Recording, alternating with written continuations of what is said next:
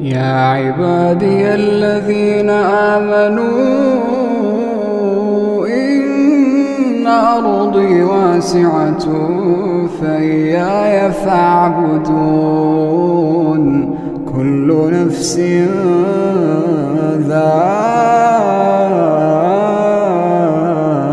ذائقة الموت كل نفس ذائقة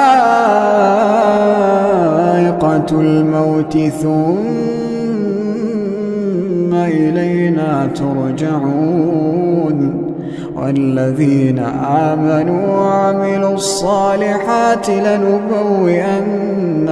من الجنة غرفا تجري من تحتها الأنهار خالدين فيها